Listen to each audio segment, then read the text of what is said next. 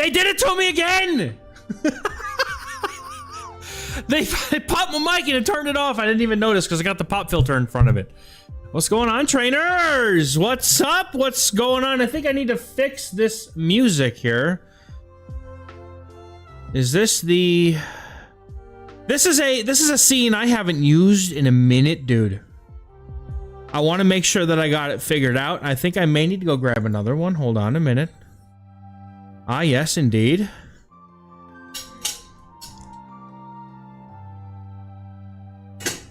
And what's going on, Gabo? By the way, shoutouts to Gabo.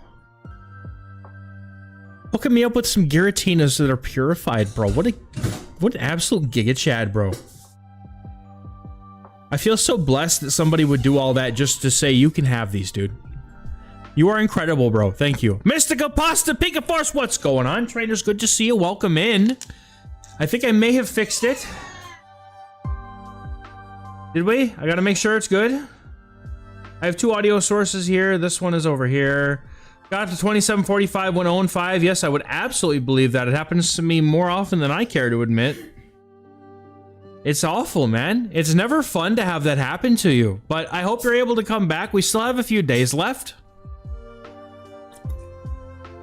So guess what, chat? We are here. Went 3-12, bro. I'm sorry to hear that, y'all. I was playing around with Eternatus in the Master League for a couple of sets today, and I went 5-5, so I can't be too upset about it. But the thing is, like, man, what will happen if Dragon Tail is actually 13 energy, chat? That would be ridiculous, dude. Like, I want y'all to understand, like, this is gonna be...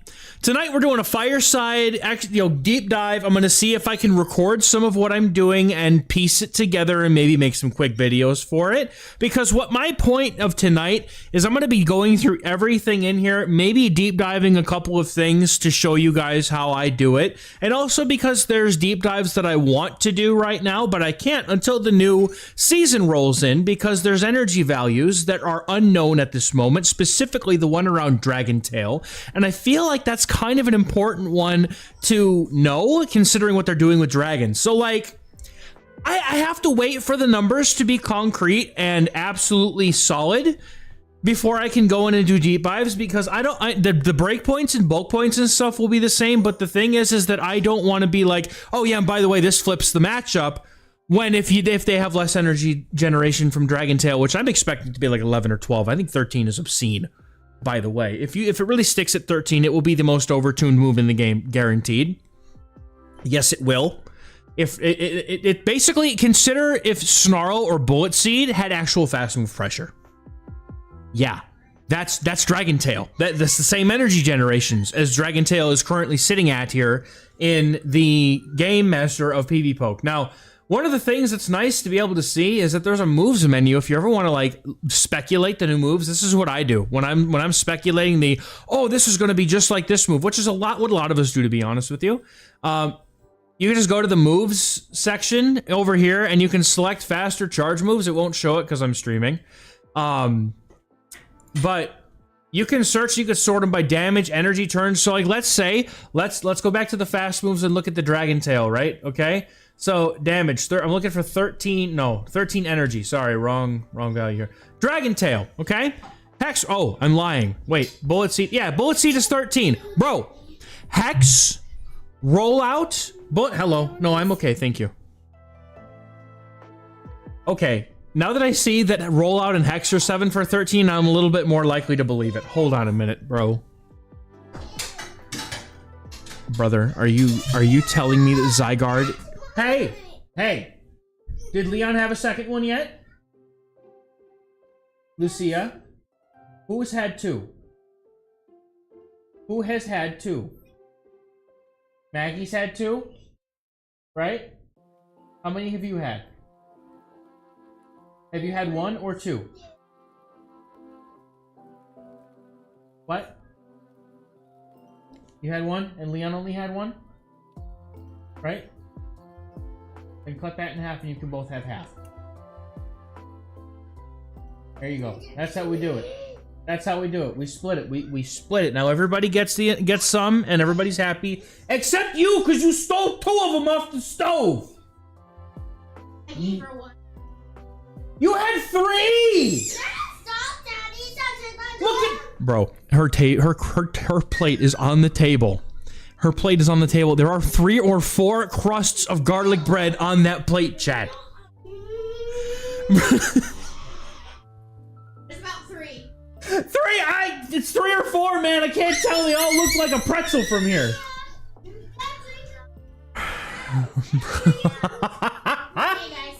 Okay, so if it would be a rollout and a hex clone, I am more apt to believe that, but Dragon Tail staying at 9 damage is why I think it's not.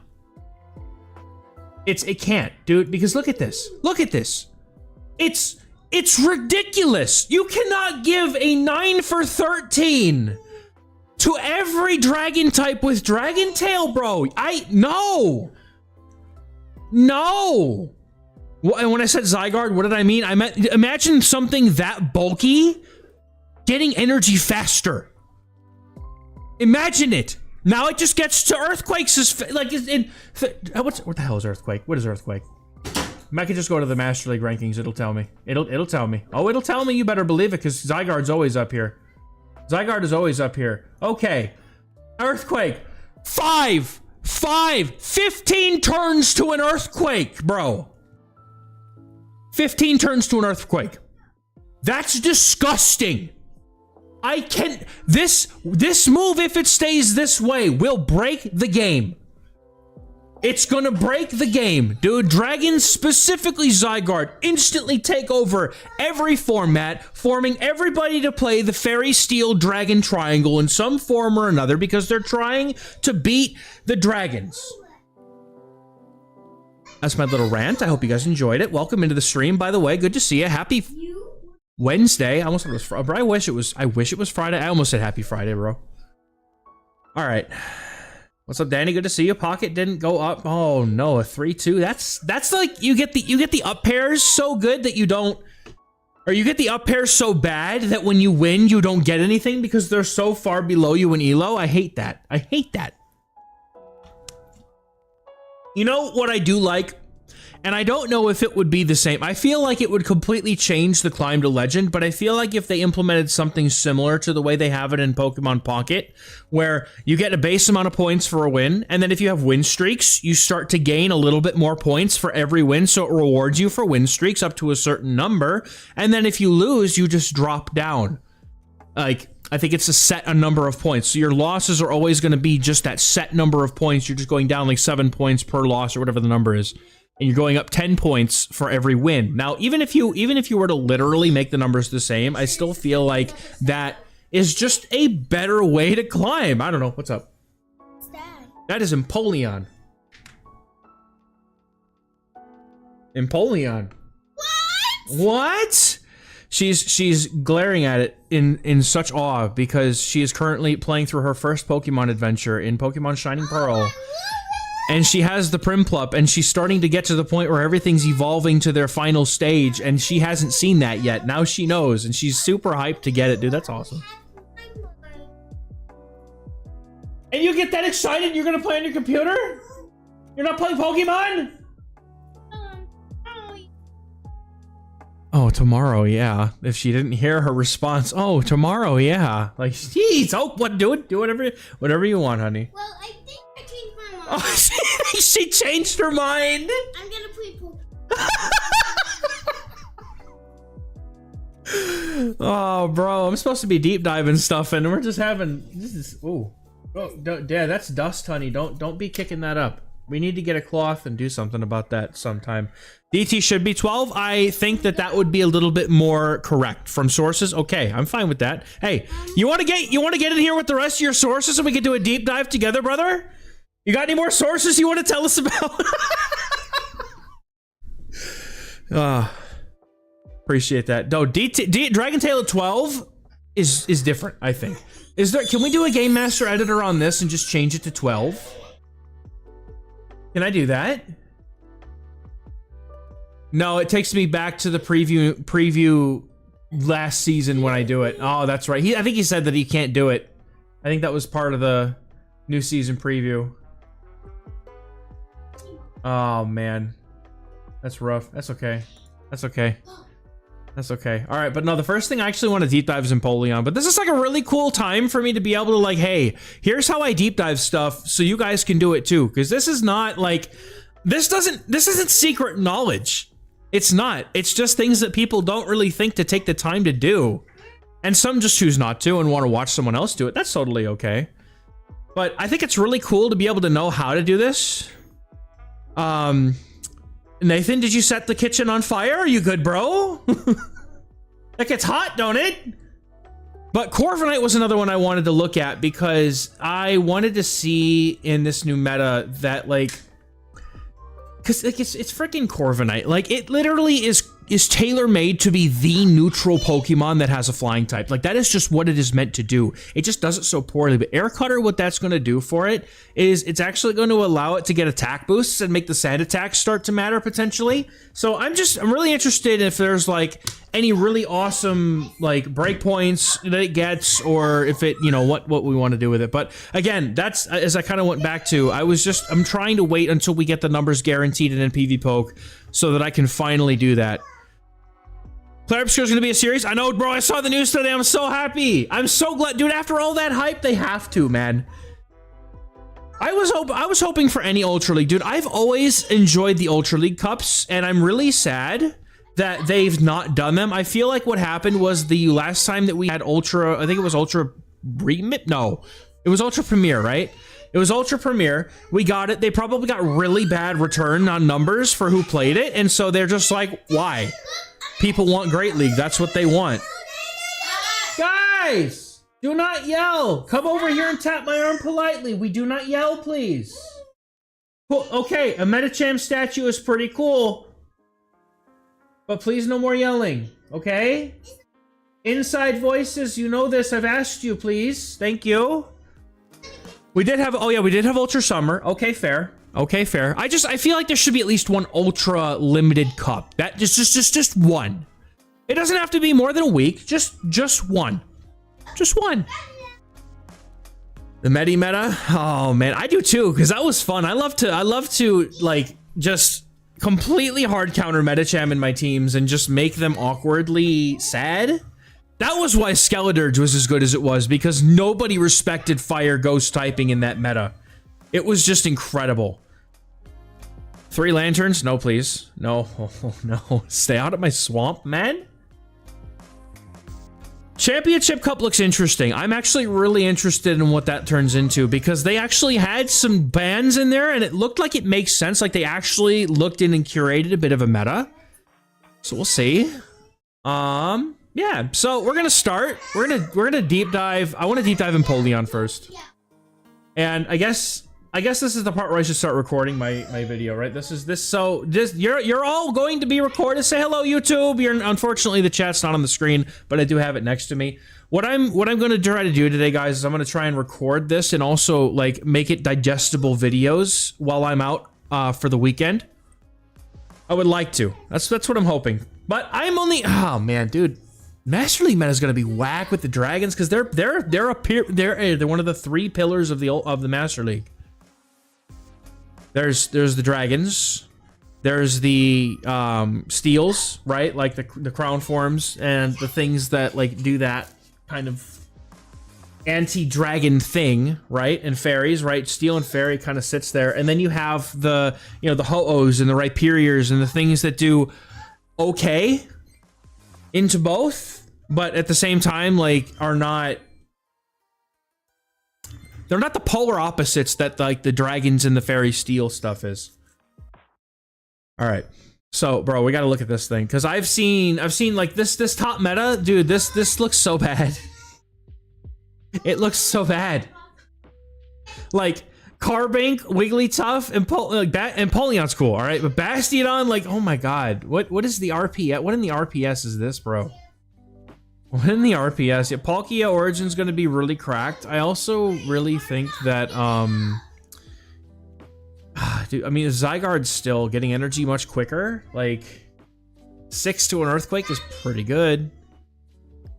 All right, I'm just kind of taking a look at these rankings real quick, because this I haven't really looked at this too much, because I was like, I don't think any of this is going to be accurate, so I don't want to waste going over it. But like, this is really neat. I'm really excited to do Murkrow, dude. Like, Murkrow, I have a Shadow Shiny Murkrow chat that has reasonably good IVs, and I'm going to build it immediately. I got 9 million dust this weekend. I, like a fool, spent the money to max my Eternatus for content's sake. It wasn't full price. I do the thing. I did have some coupons to redeem, so to speak, but I went to it, and it wasn't even because of Eternatus, dude. I wanted the dust, okay? I have been dust hungry for years, bro. I never have enough. And if you tell me I'm getting 75,000 dust for every raid I do, that gets me content for my audience. And that means something. That is an investment, bro. Leak dust count right now, it's 9.1, I believe. 9.1 million I spent. I finished my max. I finished maxing my Marshadow. And what else did I finish maxing? Bro, I went from like just a hair over 1 million straight up to 9.9, and then I spent some. My God, dude. I have not spent any of it except for the Marshadow, and I'm trying to remember what the other, I think, no, it was Eternatus. I used the dust to max the Eternatus. Those are the only two things I've invested in, and I'm waiting a little bit until the new season rolls over, and that's when I'm going to start. I'm going to start spending all of it. All of it, dude. All of it. I will make a few fun investments, and then most of the ones that I think are gonna like be necessary, I probably have built or are like in that realm, because I have most of everything. I don't remember having yep, business expense. Exactly, bro. That's I mean, yeah, it's worth it. It is. It helps. If it can help me enjoy the game with you guys, I'm down, bro.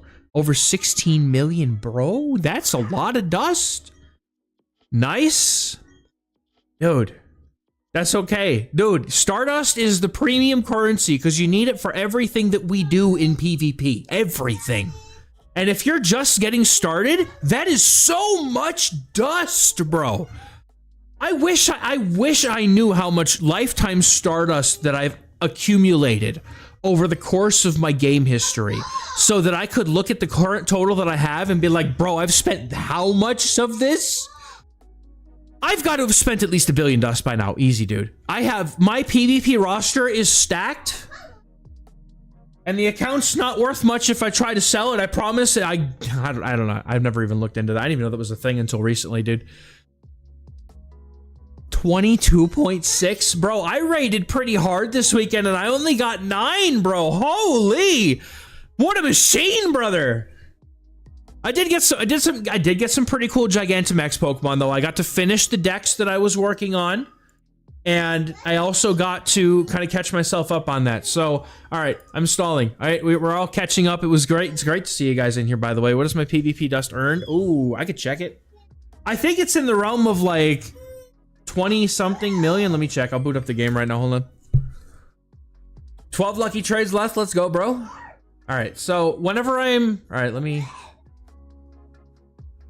All right, so we'll get started with Empoleon in the Great League. I should probably just disappear this league icon to get rid of it. Right, so if we're gonna look at Empoleon in the Great League, right? So what I want to do first, before I even, if I'm unfamiliar with this Pokemon and its matchups, especially in a new meta like this, and the reason why we're looking at Empoleon is because it now gets Metal Sound, which is essentially, I believe it's a Vine Whip clone, a Powder Snow clone, which is very efficient for Pokemon that have it, because it's a very good mix of damage and good energy. So I wanted to see how this would go, because a steel move here is just... like, it's something that Empoleon hasn't had since Steel Wing, and Steel Wing let it thrive. It was so good because it had such good damage and energy for both, you know, getting in per Steel Wing. It had good damage and energy. There we go. All right, total dust, bro, 44,877,850 dust earned from the Go Battle League, bros. Oh, that's, okay, hold up. Can we get it? There it is!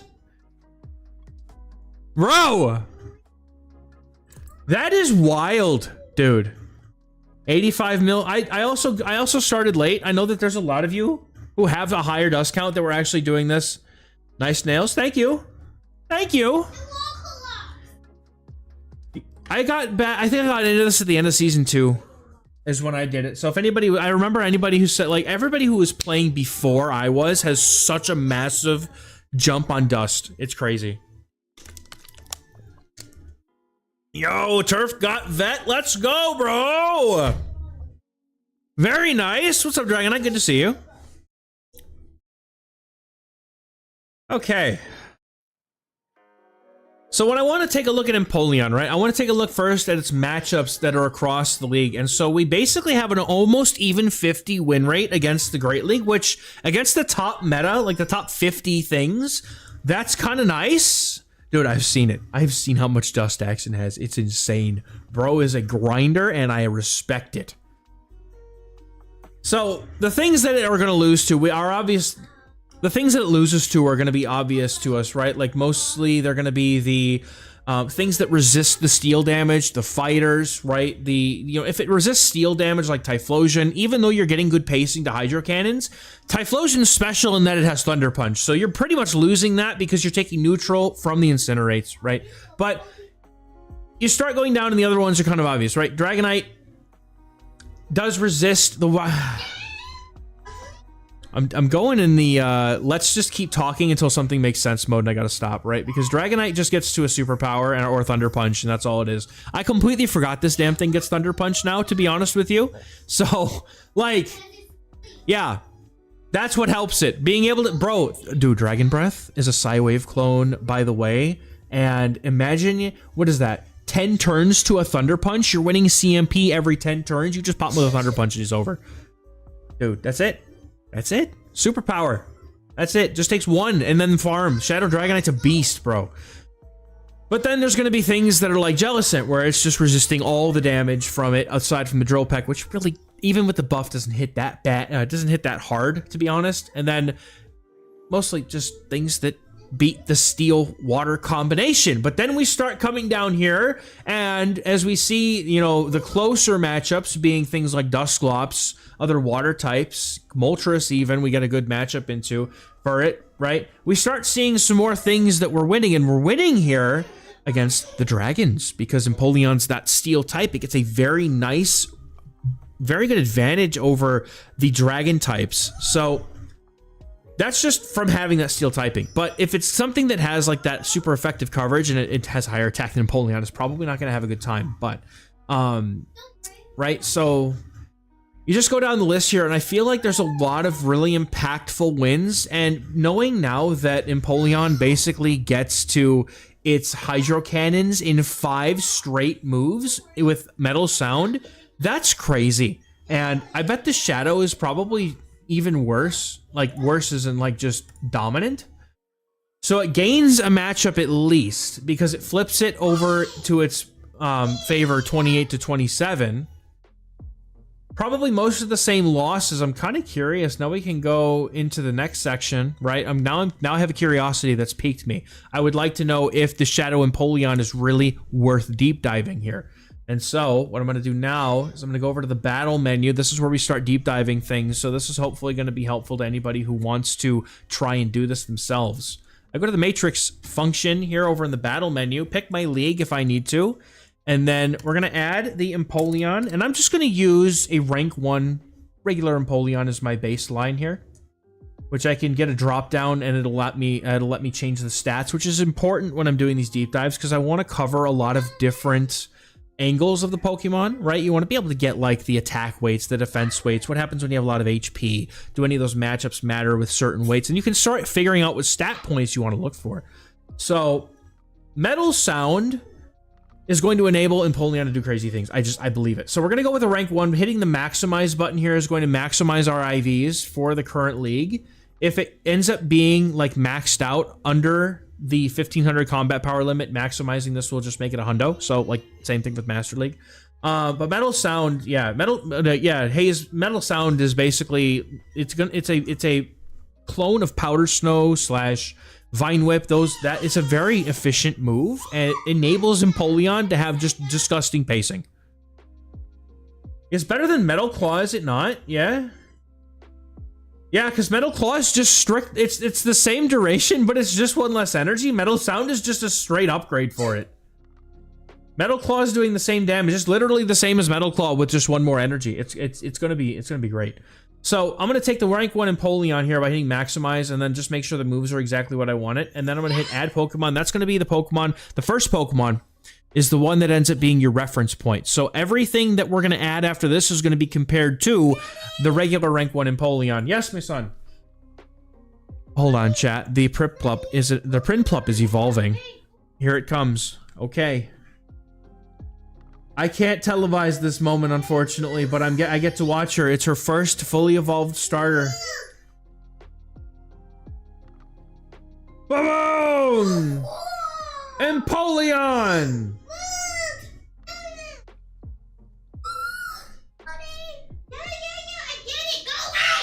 Mommy's trying to read her stories, man. You can't mess with mommy. She's zoned in. She's zoned in. Yeah, wasn't Metal Sound like the wrong duration of turns or something? Wasn't it like a 1-turn move? I think that's what it was. It was crazy. All right, so when we're gonna take anything after this, we could start going 2 different ways. We could either start messing with the IVs and say, well, what good of a rank or what IVs do we want from the Empoleon?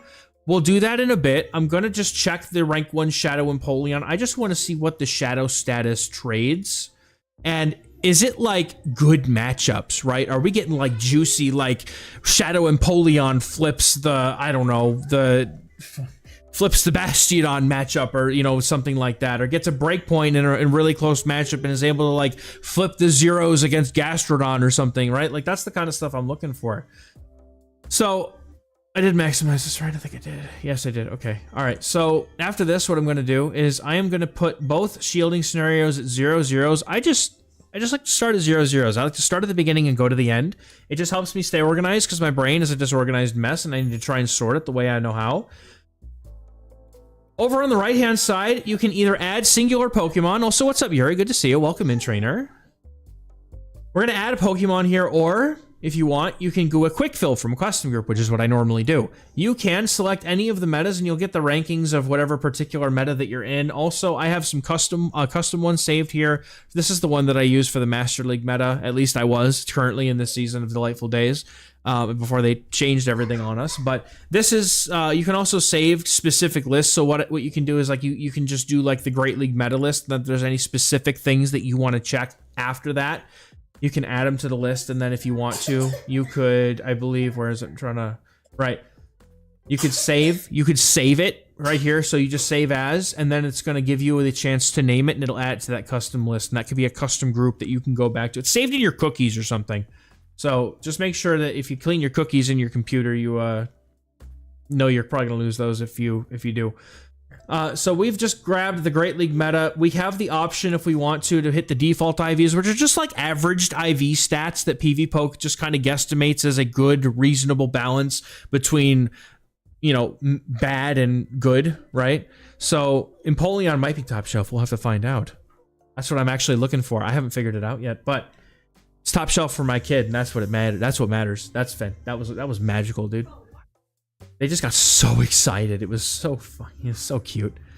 I can choose between the default IVs, which are like those middling IVs, right? And then we can also check the maximum stat product, the rank 1 stat product, the, you know, the lowest attack, highest bulk, you know, kind of Pokemon that you can have ranked based on stat product is what they use for the metric. And then that will change all of these to rank 1s, and then you can hit battle. And now we have an interesting picture, don't we, chat? This is the zeros matchups that are lost and gained by the Shadow Empoleon. So for all these things that we're gaining in the zero shields, we're losing the following down here. And so, right, we pick up Shadow Annihilate zeros, Shadow Marowak zeros, Lapras zeros. Well, I feel like you would beat Lapras anyway, but I also feel like the more, like, once it lands a Skull Bash or something, like that just ends the Empoleon if it's a Shadow. It feels like that's nice to know. You get both forms of Lapras, the ones with Skull Bash and Ice Beam. Okay, interesting. I also like that we're able to flip Venusaur in the zeros. That Drill Peck was just does just enough. But look at what you have to give up, though. Like Blastoise, Clodsire, Corviknight, Diggersby, Dusclops, Greninja, Guzzlord, Quagsire. Like, those are some actual meta matchups. Like, if you're just going to lose, like, that's a trade-off that you have to make. And you have to make that decision of, like, in Great League, it's not going to cost that much, right? We're talking about like maybe 30, 40,000 dust max for this thing, right? But it's good to know if you're thrifting on resources and you want to know if it's really important for you to build this thing. You see what matchups we're going to lose here. Now let's go. What I also will do here also, and I will just start flipping through all the shielding scenarios and just note the differences. I keep notes in my notes here. Did I really just say I keep notes in my notes? Oh my god! We did that live, bro. The brain just broke down live. Dude, it happens. Okay, all right. I keep notes in my word pad. Is what that's what I meant to say. What? No, I'm not allowing you to have that controller, honey. No, not that one. You can have this one. I will give you this one if you want it. I know you don't like it because it doesn't do anything, but I'm not going to give you one that does something because you're going to mess with settings or start playing a game or something, you little weirdo. But, so what I'll do is now that I've kind of checked the zeros, now I'm going to check the 01s, 02s, and then just make my notes and see what we give up, bro. We get to keep Credilli at a shield disadvantage. We get Golisopod at a shield disadvantage. We get Mandibuzz with a shield disadvantage. However, we're losing Talonflame, Tickaton, and Galarian Weezing if it's a Shadow and does not have Overheat. That doesn't matter. That's... You can't say if it is rank 1 by seeing CP. No, because there's so many different combinations of what stats will allow you to get to like 1500 or 1499. There is a lot of different combinations, and so that's never a good tell. It'll only tell you like at that level there's certain combinations and it can narrow it down to that, but that's still a very large amount of possibilities. So I always like to go by the actual numbers, the stat points. Yo, Alpha, good to see you. Thank you for popping in. Have a great night. Get some sleep, Train. Appreciate you for saying hello. So what I prefer to do for these actually is I will note what the actual stat has to be in order for it to get the particular thing that flips the matchup, right? So like, for example, if this certain IV spread of Shadow Empoleon gets a breakpoint against Credilli that allows it to flip the matchup, then I am going to find out in that matchup, which I'm sure we're going to do. We're sure going to do.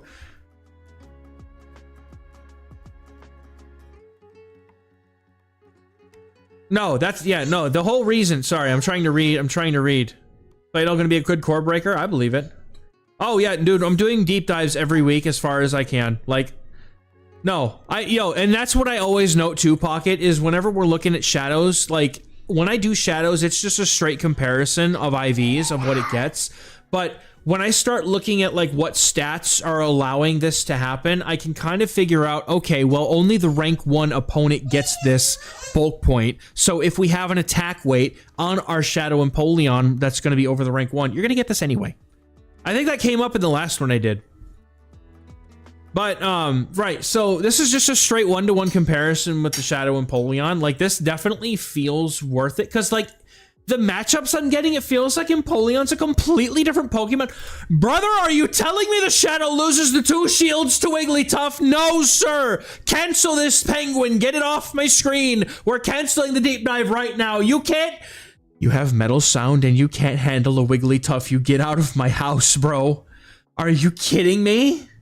Oh, Wigglytuff won't be 13-9? Okay, fair. I forgot that Charm was the other really overtuned move that they matched with Dragon Tail. I completely forgot. Hey, sit down on that couch, please, and thank you. Maggie, stop playing with your food. If you're done, go put it on the counter. If you're done, go put it on the counter, please. Go put it on the counter, please. Wiggly's gonna be disgusting. Just the fact that it gets a better energy move, that thing is so stupid thick, and the typing is so nasty. it just dogs on two complete types regardless of what else they have. Like, if you're a ghost type or a dragon type, you get Wigglytuff, and that's just your whole Pokemon's gone. You can't do anything about it. You can't do anything about it. So now, noting these matchups, right, and I'm not actively going to note these. I'm going to cover these more in depth when I do an Empoleon deep dive, if I do one. But I'm probably going to separate the Shadow and the normal one at this point, because there's not even like... It's just grabbing so many different things here. A9 Vic Basti, do it, bro. All buffed Pokemon, surely Scopely wanted this to happen. Okay. Now, in the ones, though, and I would say that the ones will carry more weight than the zeros in almost every circumstance for me, but it helps me also understand how strong Empoleon could have a role as being, you know, something to have as a lead if I'm just trying to strip early shields and just let it go down. Like, is Empoleon going to get me that with the zero shield matchups that it has? Now we talk about ones.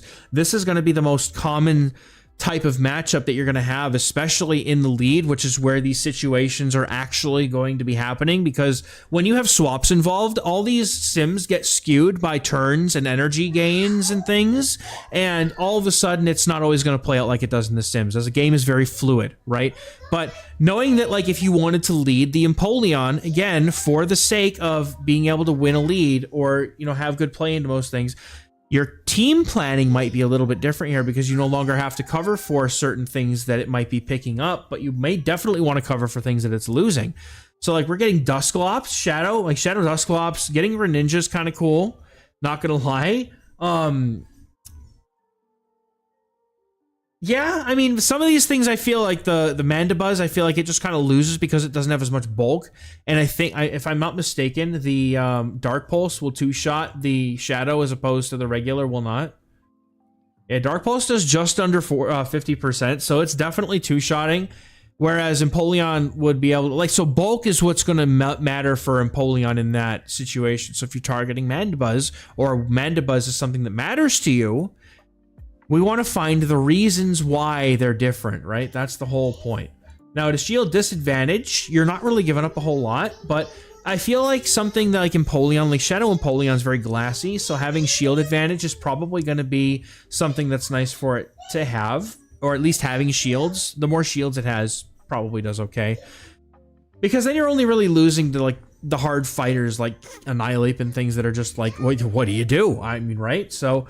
I'm just going to start looking at, like, the two shields matchups now. And again, I would always be noting the differences here. This is just a straight, you know, the straight downgrade in this scenario. 2-to-1s, you know, the opponent has, you know, Mud Slappers or something like that. Yeah, it would not. Maggie, you okay? All right, don't make that coughing noise again, please. Don't do that. But nice to know that, like, Jellicent's something that I would expect it to want to take, and it's nice to know that in this exact scenario, if you can strip shield off your opponent somewhere else, the Jellicent matchup is winnable. And the twos has a lot of activity, but it's a lot of the same things that we've already been seeing, and I feel like that's really, like, I cannot believe that Empoleon does not just straight wreck Clodsire. It's just the Earthquake is just so good against it, isn't it? These are very, like, it's going to grab some of the same things, but, like, there's traded matchups all over the place. And so when you're using a Shadow Empoleon or an Empoleon, they're very different, I feel like. They're pressuring in different matchups in different ways. And I would treat them almost as two different Pokemon, to be honest. So then it would be a matter of, like, what IVs do I want on this Empoleon, right? And so now that I've got my matrix over here of the stuff that I'm simming against. Now I'm gonna just, you know, let's go ahead and take the Shadow Empoleon out of the picture. There were some matchups that it loses. I feel like the ones that it loses are a little bit more important to keep. So we'll just go ahead and chill with Empoleon here for now, because you're gonna have a better chance of getting a better, you know, possible like preemie IV kind of Pokemon if it has more accessibility, right? So yeah, Metal Sound was like a one-turn move, I think, when it was first debuted, and they were like, oh no. It was too good. It was way too good. So I'll start like plugging in some different IVs to try and like fish for a high rank Empoleon. Like, I feel like we could do 4, perhaps. Yeah, 4, 15, 15. I feel like that's like a good, decent step up. And if I want to check if there's two, like if it's a giant step up, like 123.8 to 124.6, you can see the actual stat. If you're not sure what to look for in order to find out what the actual number stat for your Pokemon is, by the way, you're going to want to check this window. It'll give you the exact IVs that we entered. These are the stats for these IVs. So we're going to see that it's got 124.6 attack with 4 attack. Now, less than 1 interval is good, but it really, like, you just want to pick different weights of things, right? Like, we're giving up a little bit of bulk here. We're getting a little bit more attack. Now we're going to be able to fish for matchups that maybe a breakpoint will help us win, right? And then we're just going to keep kind of plugging away some different weights of Empoleon. Like, I try to go up by like 2 or 3 attack every iteration of these that I do, as far as the IV as I'm fishing for the stat points. So I'll try like, 7.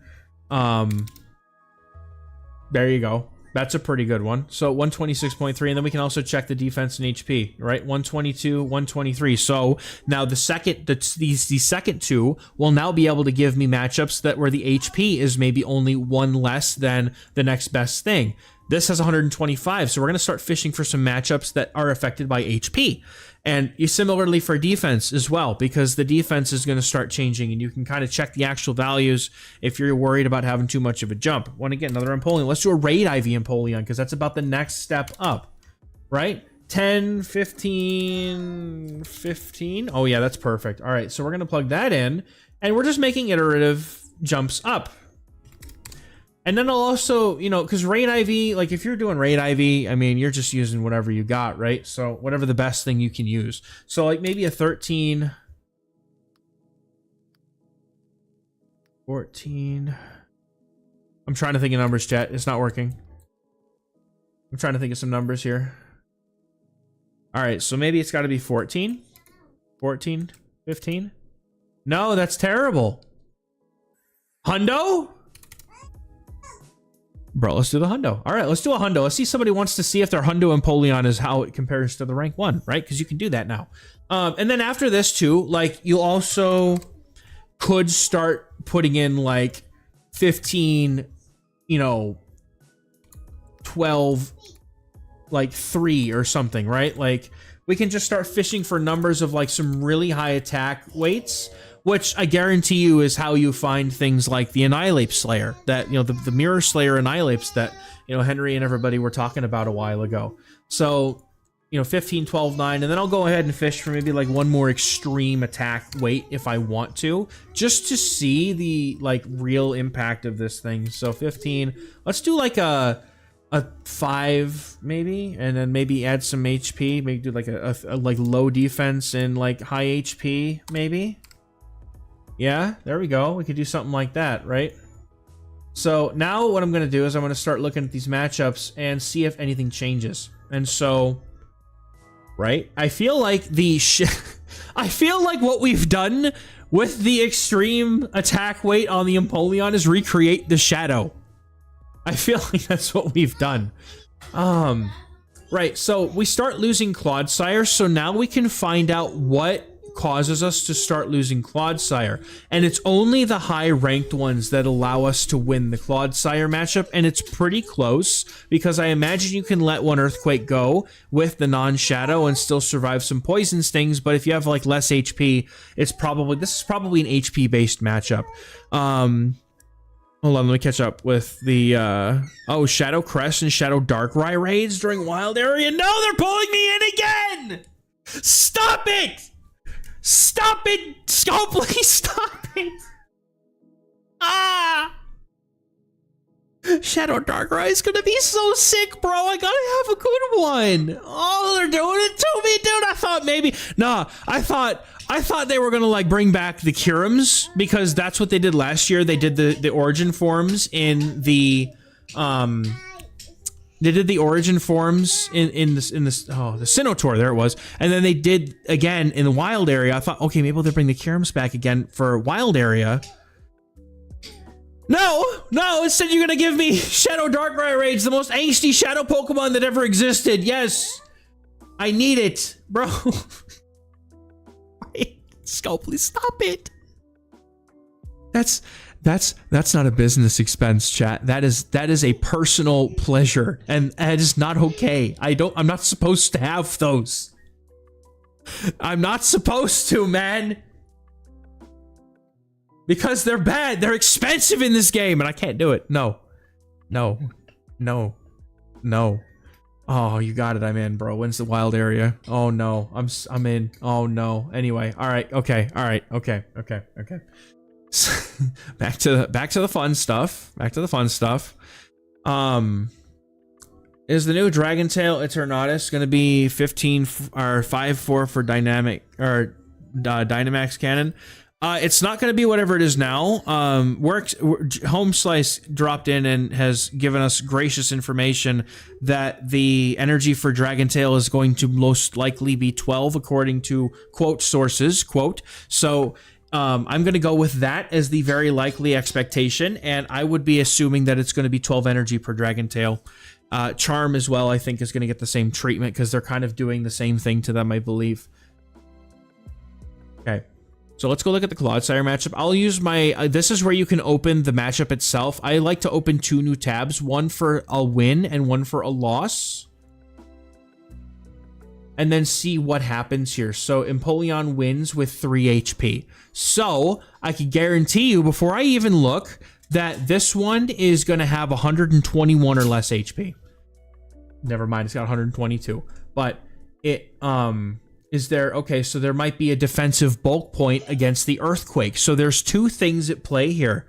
Gmax Grimmsnarl is going to be sick. And so my rule for Gmax, by the way, I've decided this recently because I'm like, I thought I was going to try and like get the Hundo Gmax. And I'm like, I'm never using these for anything other than Gmax. I'm not really going to use them for PvP unless there's things like Eternatus that comes out that like the IVs are going to be whatever they are, right? But the... like, I'm just... gotta have it, man. But I'll get like maybe 2 or 3 of the Gmax and try to get a shiny if I can, or if there's a background or something. Try and get the FOMO version if I can, if the percentages of the RNGs just go my way, which they normally don't. But you know, I have not got a single Hundo Darkrai to date. And boy, wouldn't it be cool if I had a purified return Darkrai? That would be sick. That would be kind of sick. But I'm never going to get enough XLs to max those out, man. I would have to do so many raids, and I am so... no. No, I'm good. All right. So what I also noticed here was that we have 122 HP, right? Ideally, if this thing lives with 3 HP, then it should be able to go as low as 121 HP to have 1 HP left to win the matchup. So I feel like there's a defensive bulk point, and since Earthquake only lands once, I'll check the damage in the little replay here. Earthquake does 112 damage in the loss, and it does 110 damage in the win. So... that's it. There's a defensive bulk point against Earthquake, which I can now go look for. Down here, there is... Empoleon can reach the break points below against Clodsire. That's fine. I'm not worried about the break points because there clearly isn't one going on here. And then I'm going to look at the... not Poison Sting. I can do a drop-down menu here, and it's going to let me pick Earthquake. And so now I can see what points the defense needs to be at for this Earthquake to do 110 damage, and we know that there's combinations that we can win this matchup in now, right? So we want to see, okay, if I have 121 HP, how much defense do I need to live that Earthquake and the move, the Poison Stings that come after? That's a note that I will then make, and I will make a spreadsheet of all these notes. And then what I will do is I will put them in a little mini table, one for each, and I don't have my notes. Maybe I could pull up my notes. That'd be kind of cool, actually. Hold on. Let me see if I have any notes, chat. Where are the notes? You guys are getting the full treatment tonight. You're getting the whole shebang, bro. I'm loving this. And I'm supposed to be deep diving the update, not just Empoleon. This is just me. All right. I promise after this we'll start deep diving actual things because I wanted to be able to do that too. All right, I just want to be able to show you all the notes that I do because I feel like this is a really interesting way to do it, and I think that if you wanted to sort your information out, it would be kind of cool to do it this way. Let me see, write-ups. I don't have them, do I? Let me open up Excel. Ah, okay, here we go. Here we go. All right, hold on. Here we go. Here we go. Here we go. Here we go. All right, where's the do I have an Excel capture? Do I have? I usually have an Excel capture down here somewhere. All right, let me grab it. I'll just grab it. I'm gonna blind you all. Hey, by the way, please shield your eyes if you're in a dark room. I'm about to blind you most likely, not intentionally, but I'm apologizing in advance because I probably will. I'm looking for a window capture, and I want to capture Excel. Oh my God, it's huge. All right, there we go. There we go. There you go. Right? So this is where I'm noting all this stuff, and then I sort this stuff by how I sort it by like lowest to biggest. My God, I'm losing. The brain's just shutting off. I had a long day at work today. I drove my son to a doctor appointment that isn't until tomorrow. First thing this morning, I woke up. I got him in the car. We went out, 9 a.m. appointment, and it was 40-minute drive in traffic, of course, in the morning. And the appointment wasn't until tomorrow, dude. I don't know how I missed that one up, but yeah, I have been a shell of a human being for most of the day, just getting through it. It's been a day, man. Holy bro. But anyway, I just wanted to show you guys. This is kind of what I do when I do these deep dives, and then I'm hoping that you can do it too. So with that being said, we can finish at least looking through Empoleon just to make sure if there's anything else that we can do. This is just kind of showing us how to look into the matchups. There's also some things where, like, there's Corsola. If people start making, like, after Worlds, I bet you Corsola starts coming back. A Machamp, a shiny Machamp statue. Very nice. I think this Keldeo Timu is a free version. I believe it's the freebie version for those who ended up not getting the paid research last time. They're doing that makeup now, even though it's been, what, like 2 or 3 years since we got Keldeo? Like, what the heck? But now everybody's going to be able to get one, and by the end of the season, you should be able to put it in its Resolute form, which is kind of interesting. Depends on the stats they give to Secret Sword, though. That's what I'm interested in. Okay, so I'll also check all the matchups and just note if there's anything important. A lot of the times what happens is matchups will start to kind of show up a lot more often. Like the same things will start to show up over and over again, so you can kind of start getting the gist of, okay, well, that bulk point or break point that I noticed earlier is probably helping. Like in this case, like if you have a slightly attack-weighted Drapion or a slightly attack-weighted Empoleon, you win the Shadow Drapion in like every situation here, and that's probably a breakpoint that like gets it within range of being KO'd by the Hydro Cannon, like, or something like that. We could definitely look at it, absolutely. Let's check it, right? So Shadow Drapion in this 0-1 situation, right? So let's see what happens at the end of the matchup. So Drapion's living on 1 HP, okay? That's where it loses. Now, in this case, we are living with 12 HP, so we can look at breakpoints, right? How much damage are the Metal Sounds doing? 5 damage here, and they're doing 5 damage here, so it's not that. Is it a bulk point? Is there some interesting, like, difference in bulk that is causing this matchup to go the way we want it? So 2 damage here, 2 damage here, okay. Now what about the crunch? 66 here, and it's doing, they're not, so, okay, so the matchup is now changing. What IVs does this Drapion have? It has the rank 1 IV, sir. And which may not be important. That might not be important at all. Because a lot of people aren't going to have the rank 1 Shadow Drapion. Only the truly blessed of RNGesus will be able to have something that nice, and I know I'm not one of those people.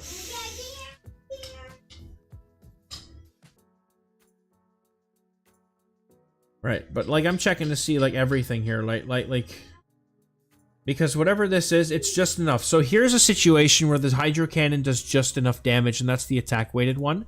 Whereas over here, it's doing less damage, and that allows the Drapion to live with 1 HP in this matchup if it's the rank 1. So the difference here ends up being an attack weight for a Hydro Cannon breakpoint that just barely allows you to KO after landing that one move.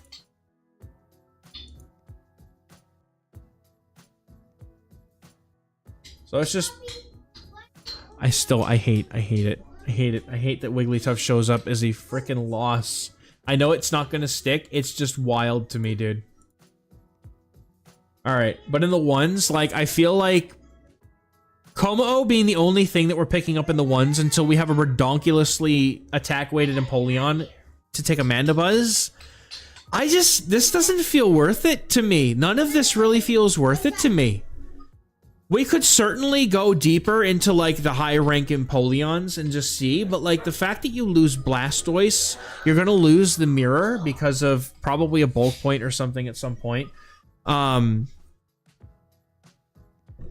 all we're getting is Como, which... Okay? I don't see it, man. I don't see it as an important thing. So, like, there's a certain point now where...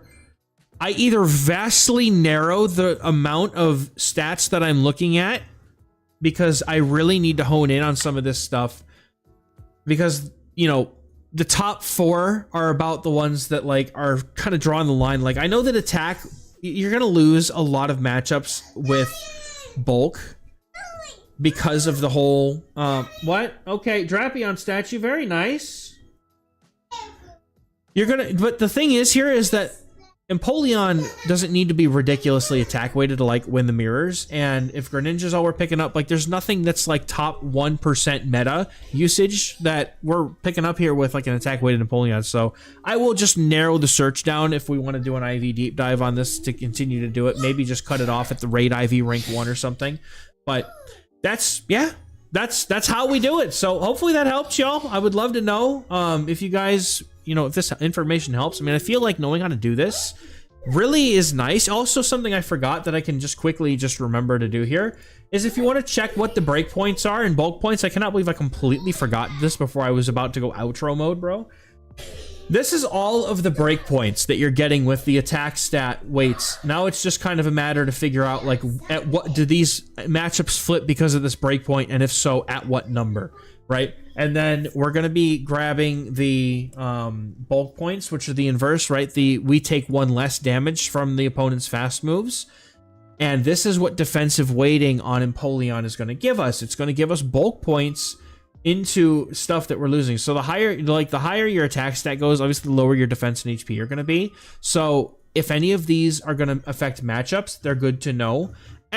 And again, at a very, very high attack weight, I would always expect something like this to be this large. I only realistically do this just for quick sims. If I don't see anything worth really noting for a super high attack weight one, I'm just going to leave it out and just be like, you want to prioritize bulk because attack doesn't seem to do anything. But if we're, like, consistently winning and getting breakpoints on stuff and it's meta relevant, yeah, I'm in, bro. Let's go for an attack weighted. Let's go for max attack, Greg IV sort of Empoleon here. What's up, Chef and Coffee? Good to see you, bro. Welcome in. Appreciate you for being here. Right. So anyway, now I can go outro mode for whatever video comes of this. But yes, that's how we are. I got to plan it in my head. I got to scheme it. You're getting the live recording experience here, chat, by the way. Like, that was literally how it would have gone for me, aside from reading chat, if I was actually recording this video live. How wild is that? You guys got the full uncut raw version of that. I'm so sorry you had to go through that, man. But that's how we do the IV deep dive. So I really would like to know if this helps anybody. This is information that, like, is really helpful to just be able to know, even if it's for small things. Like, if you want to know, should I build the rank 1 or the rank 5 even? You could even use this to just go for very fine-tuned points of IVs and check stuff and see, you know, maybe your Azumarill gets a break point against Medicham, allows you to flip the matchup, and the rank 1 actually loses to Medicham, which you would think it would, and that's the entire basis behind the Swag Tips Azumarill IV Deep Dive, which is how I built my Azumarill way back in the day. So that stuff is really, it has merit, because there's certain things, like especially something like Azumarill, you would expect it to be able to clown on almost every fighting type, right? But no, it doesn't, because Medicham was also just that good. It was just that mon. It was him, all right? But That's where you can get the information from, and hopefully it helps when you're trying to build stuff, or if you want to really just deep dive and see, wow, is there any really unique IV spreads that I want to go try and hunt on my calm day, right? So thank you all for watching. Appreciate you. Okay, chat. That was the first one. Now let's take a look at the actual things that we want to invest in this meta, because I want to look at rankings right now, bro. Give it to me, dude. No, I'm not gonna end the stream. We're doing a regular length stream. You guys get me for 2 hours every other day. Come on now. I'm not gonna break that free just because I finished recording a video. If I wanted to record a video, I wouldn't have streamed. I want to do this with y'all. Have some fun. I want to look into things that are unique and buffed. So I feel like I need to go to the. Jeez, where is it? You guys are just getting a look at like all my bookmarks and everything. This is so unfair. This is not. No, this is a invasion of my privacy. Not that everybody couldn't just go back and pause it and look at them. What was I even about to go do, bro? The ADHD brain is kicking in full swing right now, chat. Give me a moment to recollect myself, please. Lord. How good will Grimmsnarl be? Hard to say. I feel like it has a very unique typing, and I have to see its moveset. Do we know its moveset? Because it has a really unique typing that nothing else in the game has. I feel like it's going to be defined by its moveset. Or unless it's got the bulk of like Hisuian Zoroark, then it's just probably bad. Ice types in the Master Premier meta this season. I don't know. I would expect to. Who's attacking who? What happened? Huh? Stop fighting! Stop fighting! Chat! Stop fighting. Be nice. We love each other here. That's what it is. Alright. So, I want to, like, pick out some stuff. So, right, I was gonna go get the blog! That's what I was gonna do! I was gonna go to the blog, and I couldn't figure out which one of these was the blog, and so then my brain just stopped. And so my brain just stopped. It just stopped in the middle of the process, dude. This is what I'm talking about. This is what happens to me every day, bro. Every day, bro. All right. I want to just check out like what is buffed here, right? Because if it's high ranked, that's gonna be sick. I also want to see what moves get adjusted. Right, so I want to know like everything that has, for example, Body Slam, right? I feel like right off the bat, Licky Licky and the other Body Slam rollout users are going to be back in a really big way because they're basically back to full strength from before rollout got its damage nerfed. I believe it had its damage nerfed and then it buffed and then it was nerfed a little bit and that's where it is now, I believe. No one's fighting. You're darn right you don't. Don't worry about it. You guys just kitty corner. Otherwise, I'm gonna put you in the corner. Nah, you guys are cool. It's fine. So what I'm checking are things that are buffed. So like Empoleon, to me, I still think that even though it's like sitting at number 5 and number 3 with a shadow, this is definitely a thing that we want because it also beats Scizor, okay? It does. It's not even on this list, but think about the buffs, right? Think about the buffs. That's why Empoleon is as good as it is right now, bro. They buffed the dragons. They buffed the flyers. They did buff fire, which is slightly uncomfortable for Empoleon, but it's for the most part only the like fire types that Empoleon can't outpace that are really a problem for it. But like rocks getting some changes here. Like there are things in here that I would... Empoleon is good. It doesn't matter if it's a shadow or if it's a regular. They're both fantastic, okay? I'm gonna start recording now because that was supposed to be part of a video and I got lost, all right? Okay, so we're gonna start looking at Empoleon though, because, and the reason why I want to look at Empoleon so much is, look at the things that got buffed, okay? The things that got buffed are a lot of dragons, a lot of flyers, and a lot of things that steel will do. Steel. What the hell was that, dude? That was me trying to recreate that noise because I was trying to understand just how freaking weird it was, dude. What in the hell was that? Somebody just clipped that into a sound bite, dude. I'm wild, bro. I am unhinged tonight, apparently. My goodness. Anyway. Looking at the things that got buffed, right? There's rock, dragons, flyers, a lot of things that the steel typing of Empoleon does really well into, and I really want Shadow Mark to be good. I really want it to be good because I have a Shadow Shiny that I have to build. So Empoleon's in a really good spot, especially with Charm now, like basically flipping all D-Gen Charm users into energy generating machines that can get just a lot of value out of themselves now outside of the fast moves.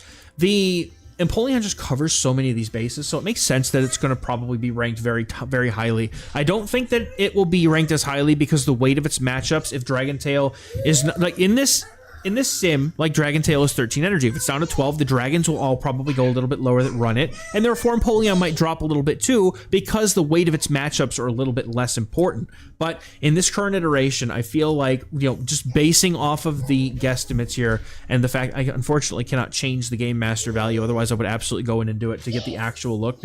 But Empoleon is looking like it's very much worth the dust here. You can even go in here if you want along with me here. We can see all of Empoleon against the Great League, and I'm going to check both the Shadow and the regular. I would very much recommend getting both because Metal Sound is going to be just silly. We were looking at previously, if because we're recording this live also. Say hello, chat. I don't know that you're not on the screen right now, but I will say hello for you. The weight of its matchups could be vastly different, right? We just took a look in the Sims in the how to deep dive video, how to basically look for that stuff, right? What do you lose and gain by having a shadow boost? And then you can go from there if you want to. But when we start losing things that are super important that you would expect Empoleon to win, we have to keep that into consideration. But I think the highest weight is not what you lose to, it's how good is what you lose to and how common is what you lose to, right? Steelix, Credilli, these are some of its hardest counter, or these are some of the things it counters the best, right? Those things are like, now Empoleon is like its hardest counter, right? That's kind of where I was trying to go with that.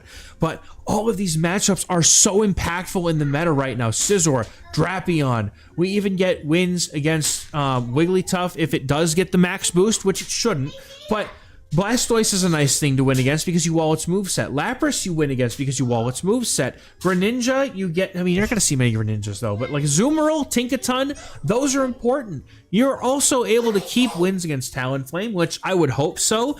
If you have a good pacing, but if Talonflame is a loss for the Shadow, or the regular, wait, we're looking at the we're looking at the Shadow already. So you win the matchup. So then I would imagine that, yeah, you probably would be able to keep that Talonflame matchup. Yeah, you keep that Talonflame matchup. That was I just tried to cherry pick an example and I just got it backwards, bro. But when there's something that like this, the bulk affects the matchup, right? So let's go ahead and take a look at something like Lapras, right? Because I think I saw that Lapras has a win condition, does it not? No, it does not. This is the regular. Okay. Ah, where'd it go? Where'd it go? Where'd it go?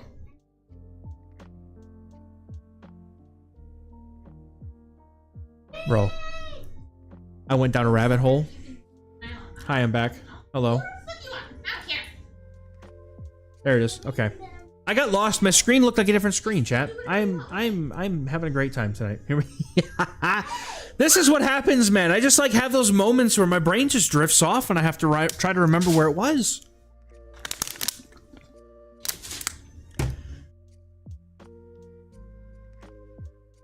Anyway, I think that both forms of Empoleon are going to be fantastic. And it's very good to, if you have a good Shadow, just remember that maybe it functions better as a closer. There's going to be a lot of testing that everybody's going to be doing in this early season because there's so many new things to try. So it's always good to just kind of keep your eyes out for anybody who's running a cool team with Empoleon and try to understand what role it's maybe filling.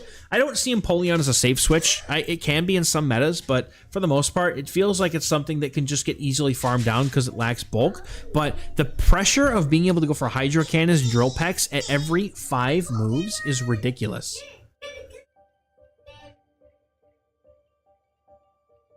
What else is on here that's like really interesting to me? I want to know.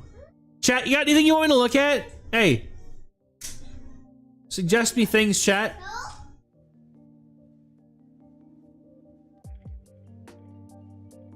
What can we look at that got buffed, man?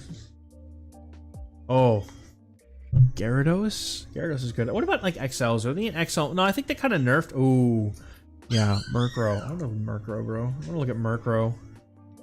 I have to look at Murkrow.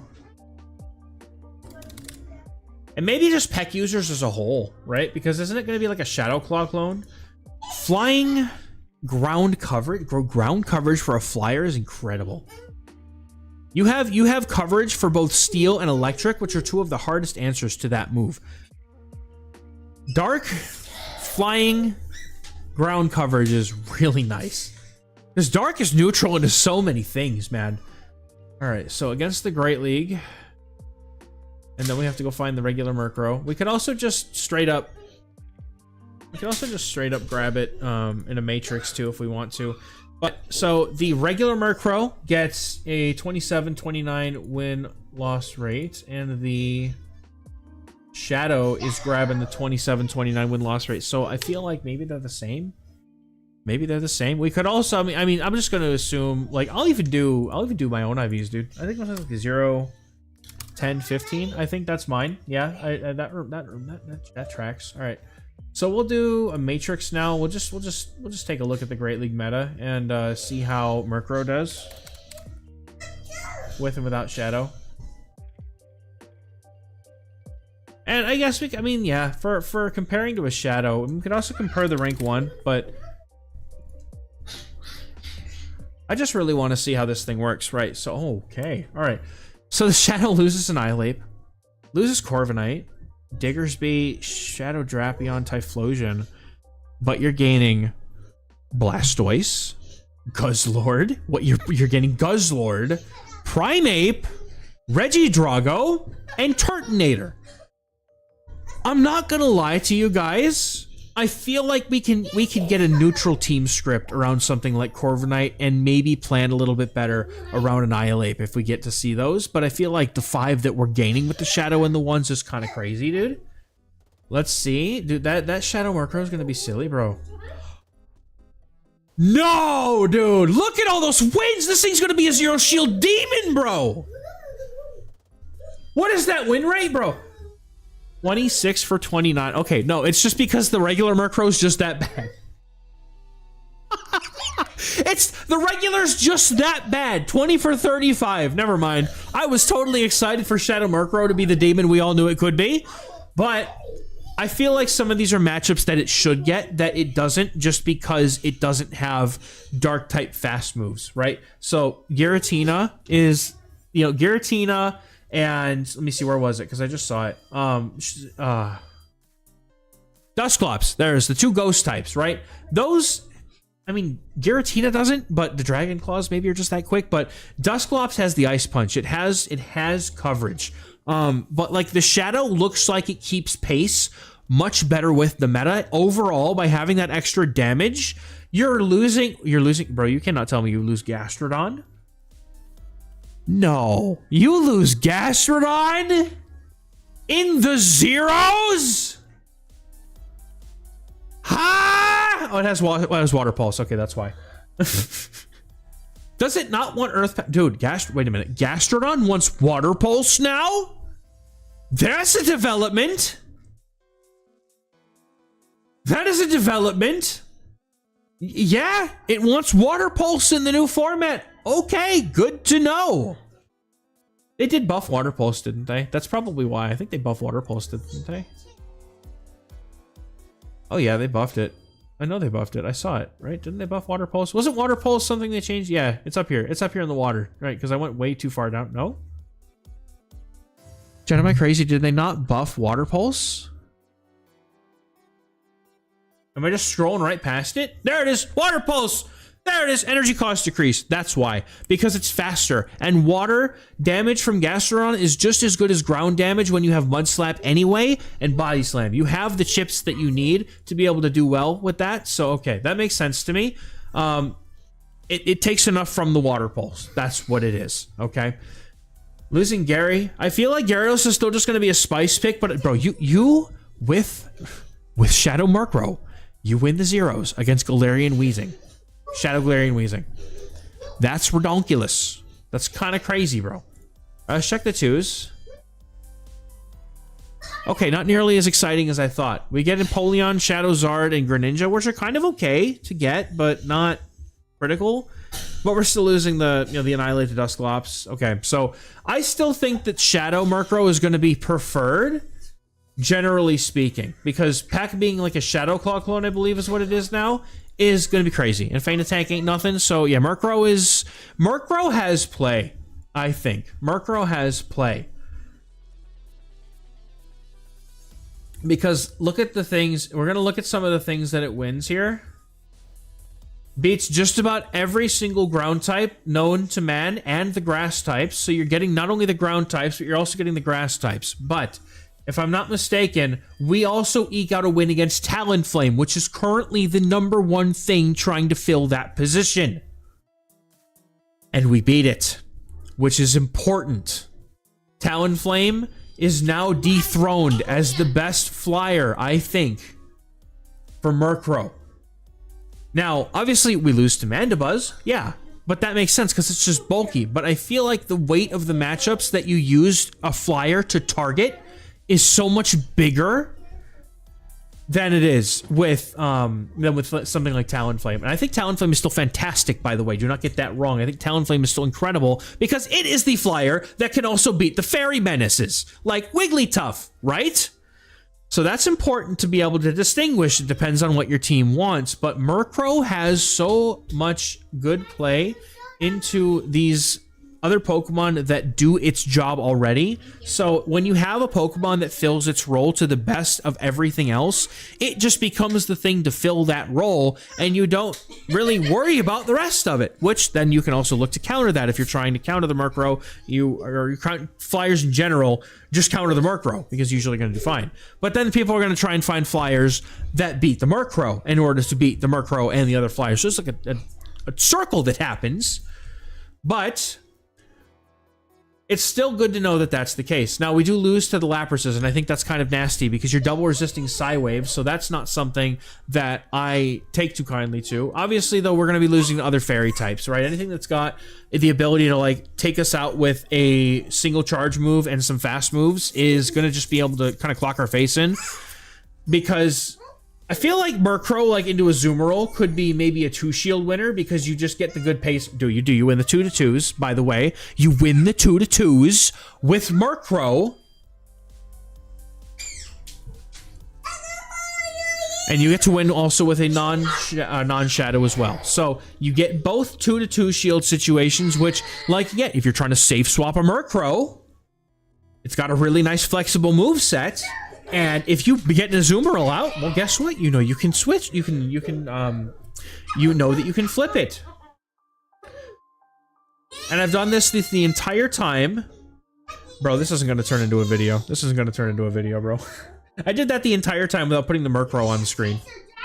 No, we're just gonna edit that out. It's fine, bro. It's fine, bro.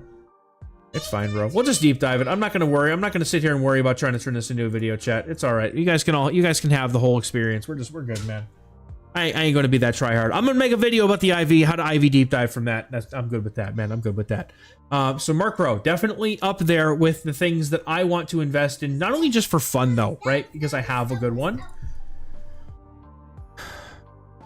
What else do we have here that might be new? And how about Charizard? Where's Charizard? How's Charizard doing? I also love the Gyarados. Gyarados is really good too. But Charizard's really interesting. Where's the King Zard? Where is he? Don't tell me the Zard's all the way. No, we already have to have passed it. Zard is too good. Maggie.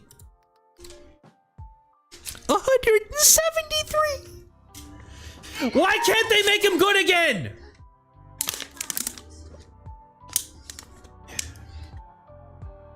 Why can't they make Charizard good again, bro? I love Charizard. It's so fun. It's so fun. Ember. Bro, can you imagine can you imagine a Blast Burn every 12 turns? Hi. Ember Zard. Dude, I'm sorry. I know Dragon Breath is solid, But Ember as a Poison Sting clone is just so good. I want to use Ember. I definitely agree on it being better in Ultra, most likely. I think it might even be a contender in Master League, potentially. I think that'd be really cool. I would like to think so, but what I imagine is the rankings will automatically prefer... Hey! Please calm down. We are being way too loud. Put the blanket away. It is not a toy to play tug of war with, children. Put it on the couch. The blanket goes on the couch. Please. And she literally goes and grabs her blankets and she takes them off the couch. You see what I'm working with here, chat? Do you see the menace that is this youngest child? Mega Master. Oh, bro, we're getting there. I'm gonna do the Mega Master League if I can. I don't know if I can. Because I can't change this stuff. I could try and check. Okay. I could do like custom Master League rankings and include all megas, I guess, right? Yo! What's up, Harsh? Good to see you, man. Biggest Tyranitar fan in the world? Let's go, bro. Tyranitar's a sick mon. It was one of my favorites in the beginning, too. Tyranitar had a very strong competition for my favorite dark type on my, the squad, the team that I would have if I was a trainer that I, could just pick my 6 favorite Pokemon of all time that make a good team. And I am just like, Tyranitar was there until Hydreigon happened. And that was like, man, you got dethroned, but you're still so cool. Oh, of course we're getting mighty Pokemon. They're going to be doing that every wild area, I imagine. They're going to make the wild area like their new... it's basically going to be like their new Sinnoh Tour event or their new Go Fest event. They're just going to have a major event at the end of every season and expect us to keep... Because they make so much money off Go Fest. Why wouldn't they just keep doing it over and over again with all these other events, that FOMO and everything? That's what they do, man. It's what they do, man. All right, let's take a look at Ultra League. I just want to check the rankings. Okay, Corviknight, Steelix can suck an egg. It's not going to be that good. Off to Raid Hour, let's go. Have a good Raid Hour. Good luck, brother. Belly Bolt still being the belly of the bolt, of course. Dude, look at all the things up here aside from Corviknight. Dude, does Corviknight... No, there's no way. Yeah, of course, it gets dogged on by Belly Bolt. I was thinking maybe Sandatax give it a chance. What does Corviknight actually win against, dude?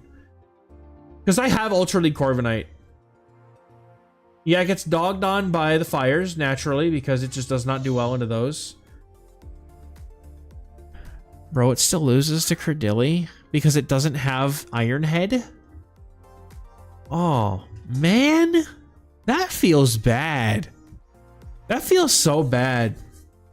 It still loses to Primate. Bro, this bird is such a fraud! This bird is such a fraud! It can't even beat fighting types, bro! Okay, it does beat Annihilate, though, in the ones. I guess that's nice. Okay. Wait. Yeah. This all makes sense, though. These are things that usually beat it anyway. Yeah. I guess I can't be super, like... It's the fact that it's not winning any of these is really, like... I really feel like Credilli and Primeape are ones that it kind of sucks to lose. But... The, oh, that's nice that we get Empoleon. We get the Armored Mewtwo. Dude, Armored Mewtwo, by the way. If you guys can, if anybody you know has an Armored Mewtwo that they don't need, bro, go find it, okay? You go buy one on eBay if you have to, man. They're never bringing that back. I can't believe it. I'm gonna tell you to go do this, and then... I'm not serious, by the way, because that's technically breaking the TOS, and I can never recommend that to anybody. But, like, if you can get your hands on an Armored Mewtwo... Nice, dude. $24.99 is a dream. Mine's like dog doo-doo. It's like $24.80 something. It's like, it's just the only one I could get. But it did win me a major tournament back in the day. So I still appreciate the fact that the person who gave it to me was kind enough to do so. Yeah, mine is like an attack weighted Armored Mewtwo. It's kind of nasty. Wait, we beat the Registeel? Wait, huh? Okay, hold on. You have my attention. Hold on, you have my attention. With what? Oh, payback. Okay. You have my attention. It's payback. All right, and we're beating all the fairies. And I honestly wonder, is payback really going to be the preferred move here? We'll have to see what the actual meta. When you guys go play your comm day this weekend, okay? I want you to keep the Corviknights because I'm going to deep dive this thing as early in the season as I can. Like first week after, like I'm going to basically try to get it done by the weekend after. I'm going to try it, right? So this weekend is the Corviknight comm day. I'm going to try and get it done by the next weekend because that's when I'm going to be back and everything's going to turn over and I can truly deep dive it because this thing screams to me that it needs a deep dive because there's got to be some secret to this thing.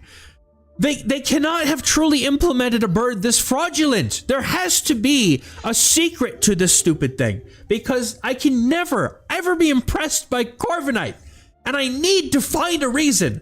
But also, make sure that you have, you guys, Sand Attack is the problem. It absolutely is. I was just thinking that you should evolve some, but you can't, but you can't get Iron Head, which is what I was trying to think of. So catch a bunch and save a bunch of each. You're gonna need, so at the very least, right, Iron Head is legacy and now so is Air Cutter. So that's 2 different legacy Corviknights that you have to have.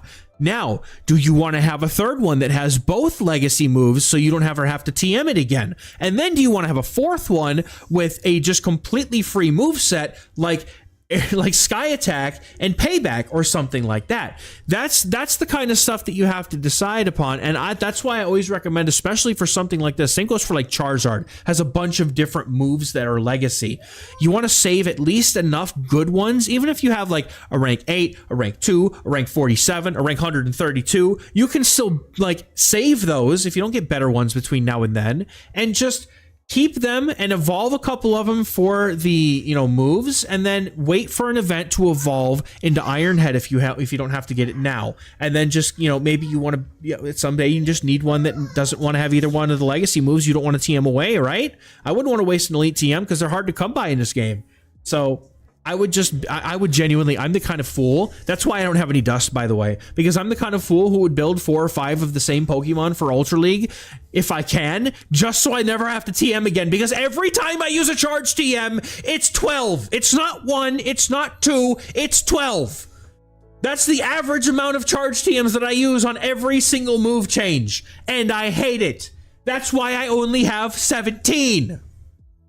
And I am going to be busy this weekend, by the way, chat. I'm going to be at my brother's wedding, so I'm probably not going to be, I'm definitely not going to be streaming on Friday or Monday, so I'll see you guys as early as Tuesday, depending how the day goes. If I feel like we've settled in enough and we've rested enough from the drive all the way up north to the top half of the country and come back down here and we're okay, I might stream a little bit of day 1 content for y'all. Thank you, appreciate that. I will pass that on to him. He's very excited. He found himself a good partner. We're so very excited for him. And not going to do any battles. Not today, Nathan. I am just strictly going over the. I'm just strictly going over stuff in the new season, and I'm realizing quite quickly that I'm getting close to the kids' bedtime, and so I should probably start kind of speeding myself along a little bit here. Maybe that might just be a good idea, right?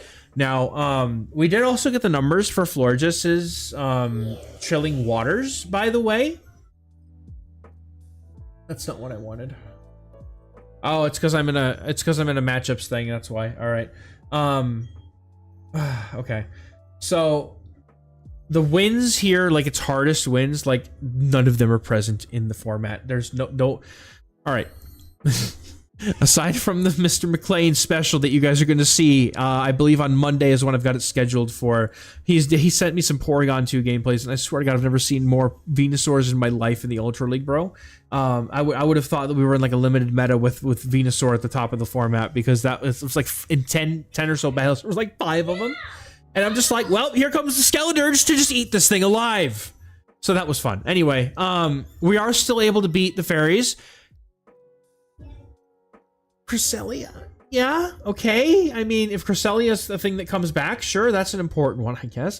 Dude, Mudslap Nidoqueen? Oh, I have to remember. Dude, the Queen is so back. Mudslap Nidoqueen is going to be so good.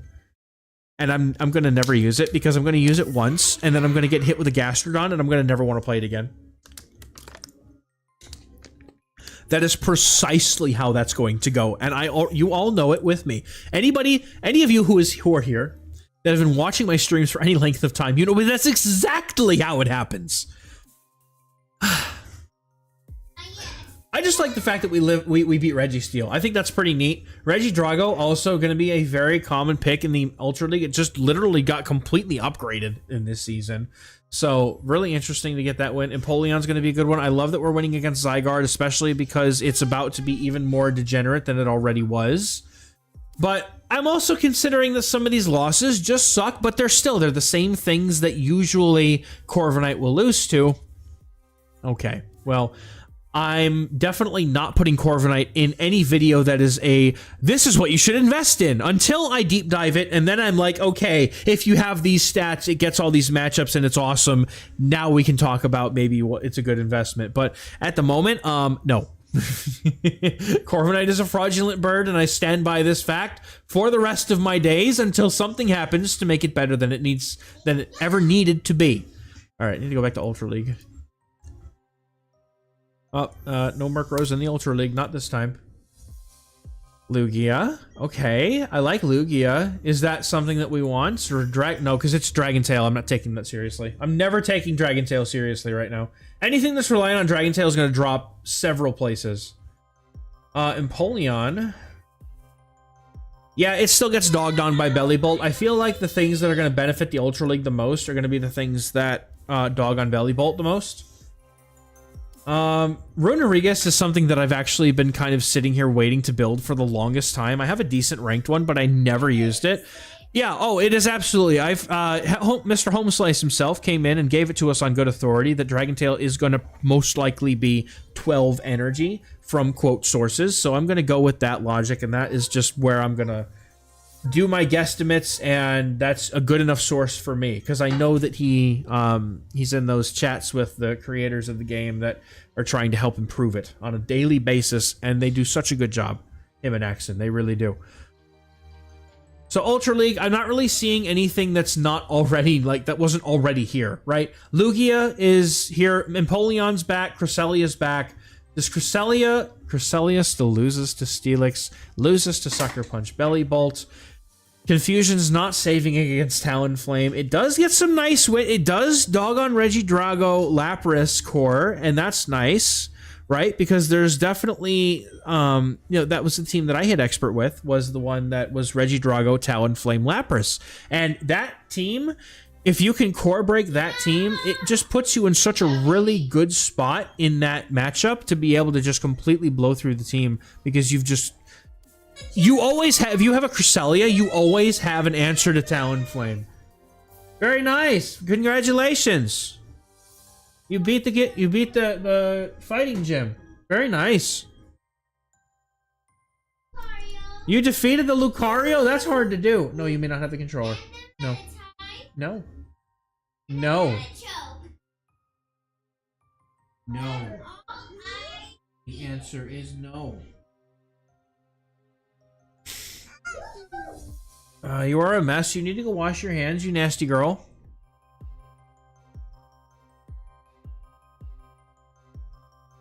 Mommy! Stinky! Please. Yeah, that sounds like a personal problem.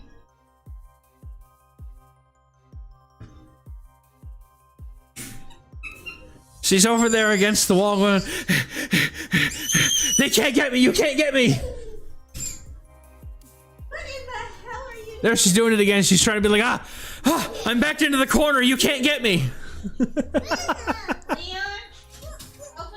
Bro, I love that Kyurem is coming back into the open. Dude, ranked 34? Ninetales? Dude, I'm telling you guys that, Ember users are gonna be crazy, alright? I'm telling you, dude, a Poison Sting Ember clone is ridiculous. What? Turtonator gets Ember, but it wants Incinerate because it's still better. Zard, I cannot believe that Zard does not have Ember. It has to, dude. It has to. Ember's so good. Leon, stop running around the room, please. There are some really interesting picks that get affected by that. That could be for like limited meta. Yeah, Zard has Ember as an is a fast elite fast TM move and a legacy move. And then what has Peck? Does anything have Peck in the Ultra League? Malamar has Peck. Dodrio is a normal flyer that has the ability to get up into... Oh my goodness, what? What IVs do I need for this thing? Are you telling me that I can build a bulky Dodrio? Oh, bro, I'm in. Rank number 70? Okay, let's do it, bro. Let's do it. Seeking gets Peck as well. Dude, that's kind of nice. Togekiss gets it, but Charm is still going to be good for it. I don't know if it's going to be better if they butcher Peck and it's 7 energy, bro. I'm going to be so sad. Murkrow is going to fall back into the ground and its wings have been clipped yet again. I hope they don't do that. You don't do that to me, man. Peck XL Flamethrower Altaria. Yeah, it's in there. It's just not... It's not ranked very good.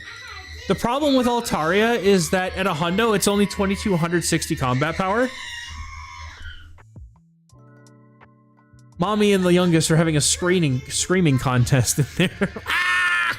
It's so fun. You guys are so funny, man. I love these. I love this family. You guys are so weird, bro. They're just goat screaming in the other room. Ah! Got him. Got him. Raptor goat, and you know it. Goat-headed raptor. Dude, I hope someday that they'll enable the megas for the lower leagues. I really do, because I have them ready. I have them ready. I have been hoarding megas forever. I have them ready. All right, Zacian at first place, Palkia in second place. Man, who could have expected this? Now, Lugia, bro. Lugia. If Dragon Tail's 12 energy, that's a different matchup entirely. Because when I saw 13 energy, like, if it's able to flip this in any... No, it never flips any matchup here. But just the fact that you can get to so many Aeroblasts, dude. It's like, what is it? It's 6, right? Is it 6? Yeah, I think it's 6 to Aeroblast. That's insane, dude. That's insane, dude. Yeah. 6 to Aeroblast, the highest attack damage, or the highest damage attack in the game. I believe Aeroblast has the highest attack, I believe, at the base power, right? I think it does. I could be wrong. Yeah, but 13 energy is the difference. It is. And that's why I'm saying, like, if it sticks at 13, which it won't, like, the spamminess of these Aeroblasts would allow it to be an extremely good safe swap to draw out a Crown Zacian or Zamazenta, soften it up, and then just try and get him out of the way. That's kind of where I was trying to go with that. Groudon, anything with Dragon Tail. That's why Master League is so wild right now, because Dragon Tail's not going to stay this way. The energy of this stuff is going to go down. It's not going to be by much. It's just going to be one less than the guess on PvPoke. But again, like Omar said in chat, that's enough to be the difference between getting it to 7 or 6, and that pacing matters. But like, all the dragons want Dragon Breath because it's Psywave now. And then most of the rest of the Master League doesn't really inherently change. It's still the same stuff with the same movesets. It's just that the dragons are a little bit better. Like, the dragons are no longer fast move machines. They are now energy wielding warriors of skillful play and not relying on the fast moves. And so, because of this, it's going to allow for more dynamic energy play. And look, where's Rhyperior, bro? I don't see Rhyperior on here. I don't see him anywhere. Rhyperior is all the way down at number 34. And the Shadow, which is so incredibly powerful right now because it has such a great matchup into Palkia, the pacing, you just beat it every time. It's no longer an even race, and then Rhyperior no longer wins that race. So Rhyperior is going to drop significantly in Open Master League. It also has to drop Breaking Swipe. That's also the other thing. I completely forgot that Breaking Swipe's getting reworked. It also has to drop Breaking Swipe, which that pacing no longer is good enough for it to be able to do much. It's 5. It's 5-5-4 for the Breaking Swipe to get that debuff. That is insane. That is insane how different that is. Surely they're gonna make Giratina Altered good again, because I have one and I would love to use it. I literally built it as soon as it started to become bad. Right, so whenever we're looking at something that's not Dragon Tail, right, like Superpower Rock Wrecker makes a lot of sense. Fighting Rock and Ground are such good trios of coverage. Superpower or Surf makes a lot of sense to me. Surf, as somebody who's been using Rhyperior with Surf lately, it really does make the Crown form matchups so much more bearable, because your Surf does a lot of neutral damage that those Mud Slaps just pick up the rest with just one shield. It's crazy. Dragon Breath White Kyurem is, however, not going to get affected. Good call out, because I actually thought about that one earlier today. Fusion Flare in 12 Dragon Breaths, dude. Ice Burn in 15. That is the old Palkia pacing for Fusion Flare and Ice Burn. That's wild, dude. White Kyurem with Dragon Breath is going to be insane. Thank you for doing that, honey. But everything here that's relying on Dragon Tail. Somebody put blueberries on the windowsill. Mommy's about to kill somebody. So the kids were in the fridge. Why do you think the blanket was up? Of course they went in there, you little... Oh, you're gonna get it, bro. You're the enabler because you opened the gate. And then you let her in to eat, and you guys eat stuff. I knew y'all fuckers were up to something when I saw the blanket over the Yo, gate again. if you want a snack, just ask somebody. You don't have to be sneaky, bro. Why are you so fat? I'm not mad. I'm just trying to explain to you in a high-pitched voice so you understand that I'm trying to be serious with you right now. He eats more fruit than a fucking rabbit. He's not allowed to snack. Yes, you can snack if it's in moderation. And you have to ask. You're not allowed to just go help yourself to the fridge. This version of moderation is being a cow because it's 5 fucking stomachs. Jeez, you really eat enough for it though, bro? I love them, but they're all menaces, man. They're smashing blueberries on the windowsill. Thoughts on Zekrom? It's... No, I know for a fact it was Leon, because Leon is the one that specifically asked for the blueberries. Well, it's the only one who... He's also the only one who can open that. And as soon as they both get in there, they just get everything. Zekrom is interesting, but I don't know what it does better than anything else. Because it can be.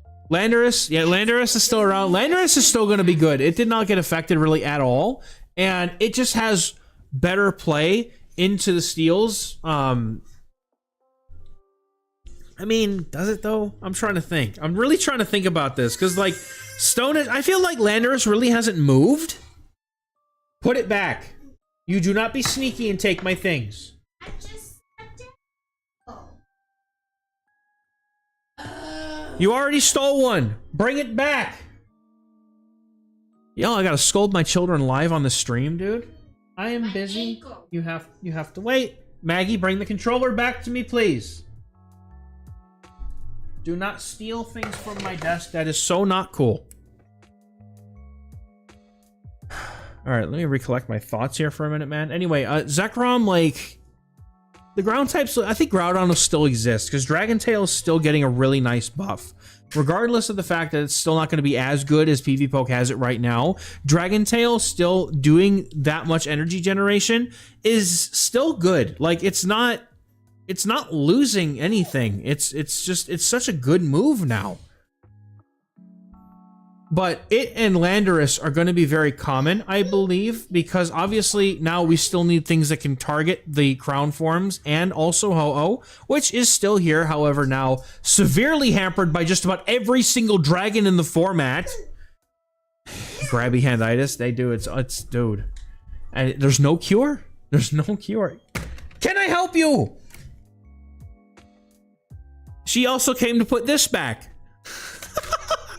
You're ridiculous, man.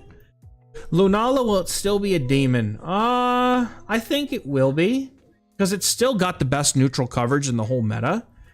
I just think that the dragons are going to perform better into it, because Lunala never really worried about the damage from the fast moves. It was always really the charge moves that it has to take, unless they're rocking Shadow Claw or Dark moves. Then it's just a lost cause. But Lunala is still one of the safest things in the meta, and I don't really see anything that's risen to more relevance that is just strictly incredible into it more than it was. The only thing is that, you know, Palkia and the other dragons are going to pace a little bit quicker, but nothing is really like rising up here that is going to dethrone Lunala as being the #1 ranked safe Pokemon. Like, let's just see where it's ranked. I want to see where it's ranked in the Master League here.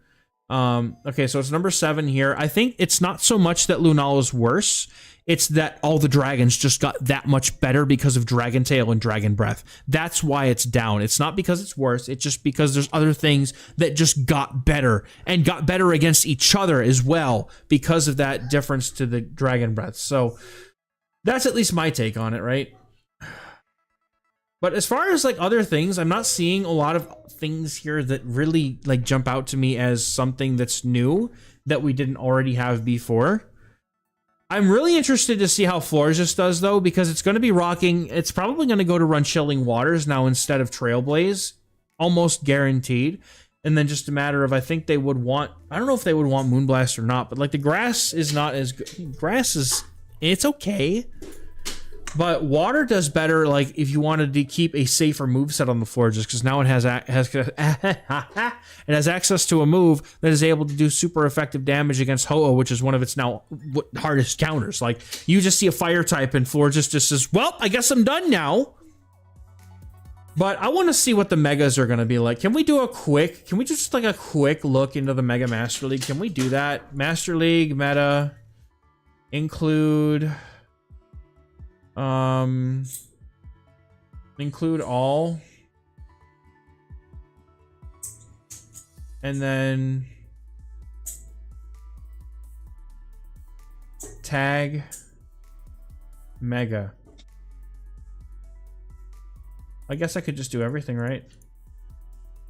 I mean, that's going to technically be everything, right? No point in checking the Megas. I know they're probably going to screw it up again and it won't work anyway. But I want to see. I just want to see what it might look like. Just cuz. No, I know. They haven't fixed it. Dude, they're basically... I'm so mad because last time we were going to get it and they couldn't fix it. And I really hope that they learned from last time and actually fixed it. For those who don't know, before we had the previous Mega Master League, there was an exploit that they have just conveniently forgotten about before announcing they were going to hold the same meta again. And there's an exploit that allows you to have multiple Megas on your team.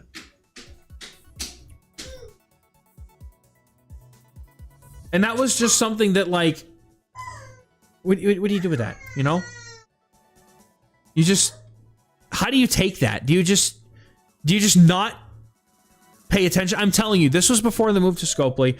I am hopeful that with all the money that they just raked in this weekend, they're going to put the resources onto making the game work properly. I have heard from multiple sources now that they are working on a recode of the PvP code, and it might even fix one-turn lag completely. And it's supposed to, supposedly, come out at the same time that they're going to drop the level 80 patch. I have never been more excited, and I hope it's true. And if it's not, I'm going to be sad, and they better have a damn good reason why, because we've been waiting 4+ years for some of these issues to be fixed. Some of them never even were fixed. They've just always been there.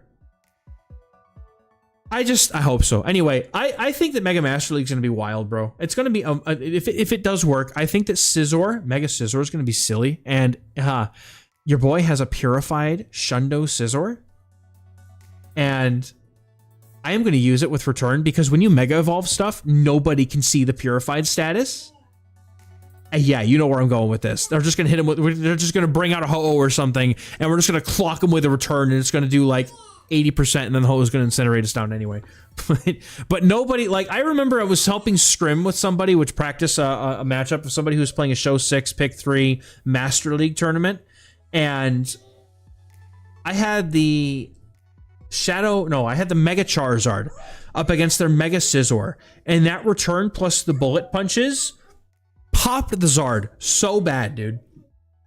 You just lose if you tank one of those returns. And sometimes it's good. It might be bad. You might be right, Omar. You probably are. But when I think about the megas that people are likely to bring, they're going to try to bring the Gardevoir to counter all the dragons. Then people are going to try to bring the primals, the Rayquazas. They're going to try to bring the mega, everything that they can. And then they're going to add the regular Master League in there. They're going to throw the Crown Zacian, and they're going to throw in the Origin Palkia, because those are just going to be the best available things for the Mega Master League. You literally have Mega of your choice that core breaks whatever you think you're going to find, plus Palkia and Zacian, and you just have it. You just have to figure out what Mega wins you all the leads for whatever you're seeing in the current meta. And I do think that Scizor has a chance.